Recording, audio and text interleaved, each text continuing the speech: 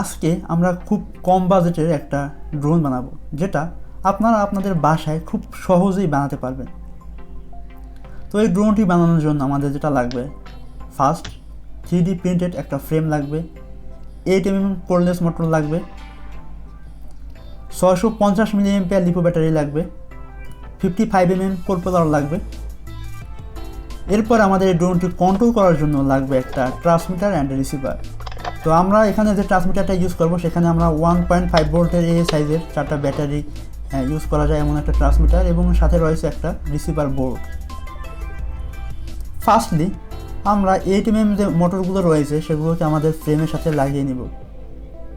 তো আপনারা অবশ্যই 8mm মোটরগুলো ইউজ করবেন, কারণ সেই মোটরগুলোই ফ্রেমের সাথে একদম পারফেক্ট লাগে।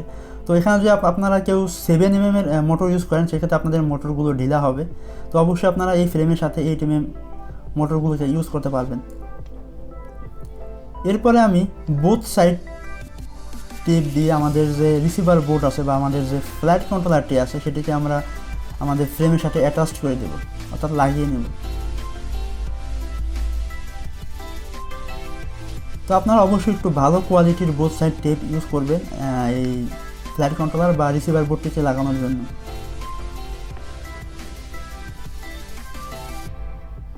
এবং আমি কোন পজিশনে লাগিয়েছি আপনারা অবশ্যই সেই বিষয়টি খেয়াল রাখবেন, এবং আমাদের ড্রোনের সামনে হলো ঠিক ওই দিকে। এরপরে আমরা আমাদের যে 4টা মোটর আছে সেগুলোকে আমাদের ফ্লাইট কন্ট্রোলার বা আমাদের রিসিভার বোর্ডের সাথে আমরা সোল্ডারিং করে নেব। তো আপনারা অবশ্যই এখানে মোটরের রোটেশন দেখে আপনারা অবশ্যই এই সোল্ডারিংগুলো করে নেবেন, যে মোটর কোন দিকে কোন দিকে ঘুরে এবং কোন দিকে ঘোরা দরকার। তো আমি আগের ভিডিওতে আপনাদের এই ডিটেলস বলেছিলাম। তো দেখতে পাচ্ছেন আমাদের সবগুলো সোল্ডারিং করার পরে এটি দেখতে ঠিক এইরকম লাগছে। তো এরপরে আমি আমাদের ফ্রেমের উপরে যে পার্ট আছে সেটিকে লাগিয়ে দিলাম, যাতে আমাদের ড্রোনের সাথে আমরা ব্যাটারি অ্যাটাচ করতে পারি সুন্দরভাবে, অথবা আমাদের ড্রোনটা যাতে দেখতে সুন্দর লাগে। তো এখন আমি আমাদের ড্রোনের 1 নম্বর মোটর অর্থাৎ ক্লকওয়াইজ যে প্রপেলারটি ঘুরবে, অর্থাৎ মোটর যেটি ঘুরবে ক্লকওয়াইজ সেটি লাগিয়ে নিলাম। এরপরে আমাদের 2 নম্বর মোটর যেটি প্রপেলার ঘুরবে কাউন্টার ক্লকওয়াইজ। এরপরে আমি লাগিয়ে নিচ্ছি আমাদের 3 নম্বর মোটর যেটি ঘুরবে ক্লকওয়াইজ। এরপরে আমি প্রপেলার 4 নম্বর লাগিয়ে নিচ্ছি যেটি ঘুরবে কাউন্টার ক্লকওয়াইজ। তো আপনারা এইভাবেই আপনাদের মোটরগুলোকে সোল্ডারিং করবেন। তো এরপরে আমি ডাবল সাইডের টেপ দিয়ে আমাদের ফ্রেমের উপরের সাইডে আমি ব্যাটারি লাগিয়ে নিলাম। আপনারা চাইলে ফ্রেমের ঠিক নিচের দিকেও আপনারা চাইলে লাগাতে পারবেন। তো এটা ডিপেন্ড করবে আপনার উপরে, তবে উপরের দিকে লাগানো হচ্ছে, নিচে লাগানোটা আমাদের ড্রোনের জন্য ব্যালেন্সিংটা ভালো হয়। তো এরপরে আমি 1.5 ভোল্টের এ সাইজের 4টা ব্যাটারিকে লাগিয়ে নিলাম আমাদের যে রিমোট আছে তার সাথে। তো এই ব্যাটারিতে ভালোই ব্যাকআপ পাওয়া যায়, আমি অনেক দিন ইউজ করেছি এই ব্যাটারিগুলো। তো সেক্ষেত্রে আপনাদের খরচও একটু কম হবে। তো আমাদের এটিকে এখন আর্ম করার পালা। তো আমাদের এখানে যেটা করতে হবে সেটা হলো আমাদের এই রিমোটের থ্রোটলটিকে একদম ডাউন করে আমাদের রিমোট অন করতে হবে। এরপর দেখতে পারবেন যে এর এলইডি ব্লিঙ্ক করতেছে। এরপরে আমরা আমাদের ড্রোনের যে ব্যাটারি কানেকশন আছে সেটিকে দিয়ে দেব। এরপরে আমরা আমাদের ড্রোনের যে রিমোট আছে তার থ্রোটলটিকে আপ করে এরপরে ডাউন করে দেব। তাইলে দেখতে পারবেন এটি ব্লিঙ্ক করা বন্ধ হয়ে গেছে, তার মানে আমাদের এটিকে আর্ম করা শেষ। এখন থ্রোটল বাড়ালে আমাদের ড্রোনটি ফ্লাই করবে।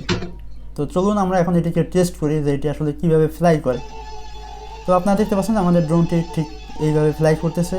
তো এখানে আমি একটা কথা বলে রাখি, সেটা হলো আপনাদের এই মোটরের রোটেশন নিয়ে আপনাদের অনেকেই ড্রোন ঠিকভাবে ফ্লাই করতে পারেন না। তো আমি পরবর্তীতে একটা ভিডিও নিয়ে আসবো যেখানে আমি আপনাদের দেখানোর চেষ্টা করবো যে এই মোটরের রোটেশন কোনটা কোন দিকে ঘোরা উচিত বা ঘোরা দরকার। এরপরে আপনারা কীভাবে এটি সোল্ডারিং করবেন, অনেকে দেখা যায় যে রিসিভার বোর্ড নষ্ট করে ফেলেন। তো সেই ক্ষেত্রে আপনাদের কীভাবে এটি সোল্ডারিং করতে হয় নিয়ে আমি আরও ডিটেলস ভিডিও নিয়ে আসবো। আপনারা আশা করি সেই ভিডিও অপেক্ষা থাকবেন, এবং আজকে ভিডিওটি আপনাদের কাছে কেমন লাগছে অবশ্যই আপনারা কমেন্টে জানাবেন। এরপরে আপনাদের কোনো পরামর্শ থাকলে অবশ্যই আমাদের কমেন্ট বক্সে করতে পারেন, আর নাহলে আমাদের ফেসবুক পেজে মেসেজ দিতে পারেন। এরপরে আপনাদের যদি কারো কোনো ধরনের ভিডিও লাগে আপনারা অবশ্যই সেটা জানাবেন, আমাদের ফেসবুক পেজে বা আমাদের গ্রুপে পোস্ট করতে পারেন। আর আমাদের নিচে তো কমেন্ট বক্স আছে, আপনারা চাইলে সেখানে কমেন্ট করতে পারেন। আর আমি খুব রিসেন্টলি আরও কিছু স্পেশাল ড্রোনের ভিডিও নিয়ে আসতেছি, আপনারা আশা করি সেই ভিডিও অপেক্ষা থাকবেন। তো খুদা হাফেজ।